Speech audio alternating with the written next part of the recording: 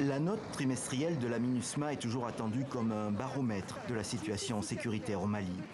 Dans sa dernière édition, qui couvre la période d'avril à juin 2022, il y a bien un seul élément positif. La mission des Nations Unies note une baisse de 42% des violations des droits humains par rapport au trimestre précédent. Mais son bilan reste sombre. Elle recense 317 civils tués, 73 enlevés ou disparus et 77 blessés. Les principaux auteurs sont les différents groupes terroristes djihadistes qui s'en prennent aux populations civiles, comme aux forces maliennes ou encore à la MINUSMA. Les violences ont fait au moins 200 morts.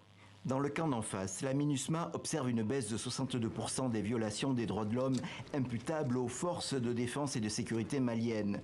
Elle revient aussi sur une affaire qui a marqué l'opinion en avril dernier, les violences à Ombori dans le centre du pays. Un ratissage des FAMA, l'armée malienne, a fait au moins 50 morts civiles. Et 5 jours après, un militaire aurait tué encore 20 civils détenus au camp de l'armée.